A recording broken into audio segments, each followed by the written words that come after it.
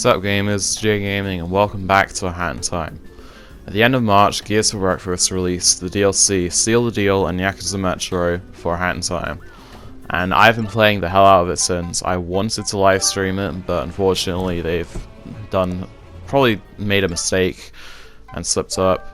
I've done almost all of the Deathwishes, which are harder challenges, and I decided to make my own, and here's one that I came up with. So the way a Deathwish works is you have a main challenge and then two bonuses to achieve within it.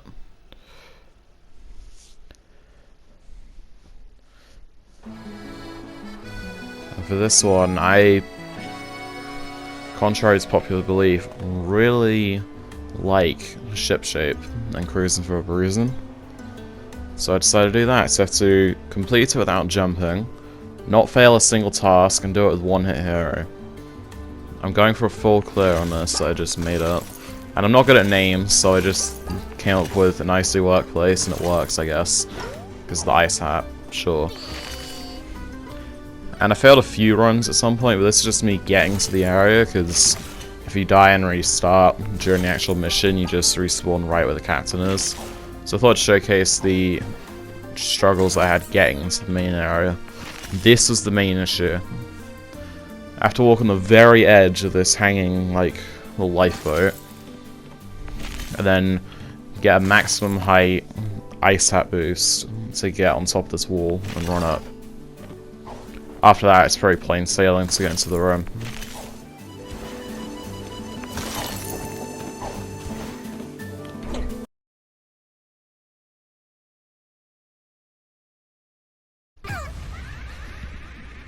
And that was just the end of one run. This is a run where things went a little bit better for me. That last run I ended with 10 out of 18 tasks completed, and that 12 I did at the start was because I thought I was going to spawn back in the hotel lobby, but I spawned right in front of the captain, so I just looped back around. And this beginning strat, I try an ice hat right when I'm in line with the window, so I can just dive through, because it completely stops your momentum. And whenever I use any menus, like talking to the captain, I press circle, so I can spam through it while not accidentally jumping straight afterwards.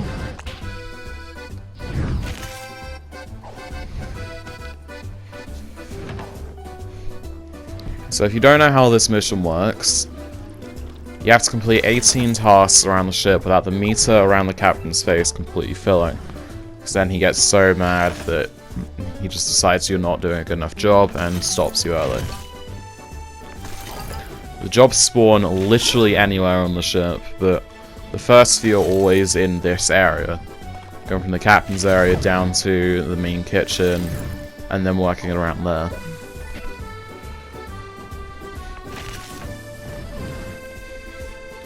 Doing this without jumping, the ice hat is normally used to like slam down really quickly in the air, or activate the ice hat panels to boost yourself up, or to become invulnerable but still for a moment of time. Here I'm trying to get up this side to get to the left side of the ship, but I can't do it, so I loop back around. If you lightly tap your ice hat, you can use it to get a bit of a boost, and that is used everywhere in this mission. So the way I've set this up is I'm using the candle in-game 0 jumps, which can be enabled even when it's been completed. Essentially, as soon as you jump, you're eliminated, you're killed, you're dead. That was a bit of a difficult jump because I had to get onto the banister and then onto the main, like, shelves, I guess. So there are a lot of ways into different rooms, and the symbols for each room show different things. For example, this symbol shows that it's, like, the bathroom, washroom, laundry room. Probably laundry room is the better one. And that's definitely not a bathroom, what am I saying? And you have symbols showing like the pot is obviously the kitchen, but the other symbols showcase the right side of the ship. Whereas a similar one to that with yellow shows the left. And they have like a surrounding meter on each of the tasks and the distance away. The meter around them shows how much time is left on the task, and if that completely runs out, you fail the task, which is where my first bonus comes from. If it's red, it means I haven't started the task, and if it's yellow, it means I have. And when you start the task, you carry the item with you. You can carry as many items as you want, but after 3, you start wobbling and you lose a bit of control of your character.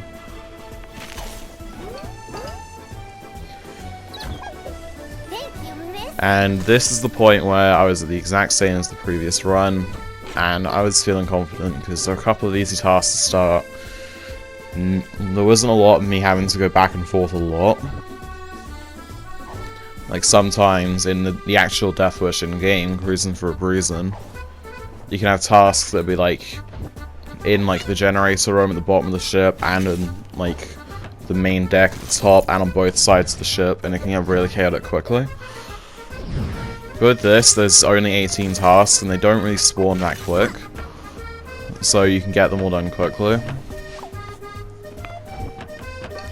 In some cases you don't have to go to certain rooms of the ship, although they try and showcase every single room. Like, I'm pretty sure here you never actually go into the hotel lobby, or the casino, or like the hotel, I guess.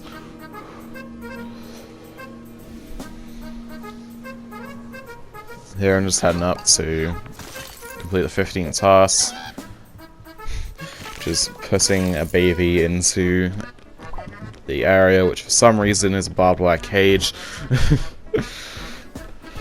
I like the comedy of that now. There are a couple moments like here where my attack doesn't quite work. I've had moments where, like, in previous runs, I can't ice up into, like, the kids' room back to the elevator, or the lift, so I have to loop around. And with this mission, the more tasks you complete, the more intense the music gets. So I'm on the final task, this is the only other one that will spawn. Something I learned from a couple of previous attempts is if you land in water, you can jump off the surface of it without it counting as a jump, which I thought was interesting. And it might be useful later on, foreshadowing. This is the final task. Just gotta give this box to someone, and luckily it was already in the same area, so I didn't have far to travel. And as an added bonus, I just completed this, and as an added bonus, I got the minimum shippable achievement trophy, which is where you don't upset the captain. Now here I'm like, how do I get back to control? But then I remember, and as shown, I return straight to the captain's area. But that's not all, I need to get the timepiece, which is back in the hotel lobby. Now, I decided to go for the fastest route, which basically almost ended the run. I seriously thought this is where the run ends. I was trapped in this tiny box, and quickly saw there was no way I was getting out. I didn't restart, I kept trying a lot of ways. And here I was contemplating getting on top of the pipe, which went extremely well. And for some reason, I just dive into this wall and it works. I have no clue why.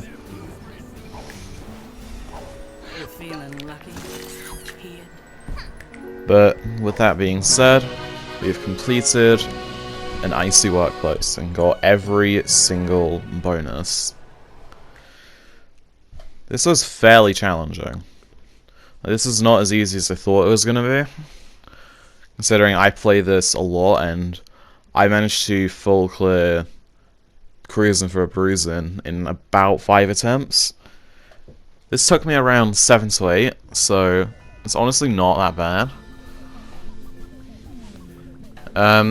I probably will upload more individual videos covering single aspects of either like a custom Deathwish or like individual level speedruns of certain acts in a Hand Times DLC. You can expect a lot more videos out of this, and I'm going to try and upload a bit more. So with that being said, thanks so much for watching. If you enjoyed this, hit the like button, subscribe if you're new, and hit the bell to stay notified of any future uploads. Thanks for watching, and as always, keep on gaming.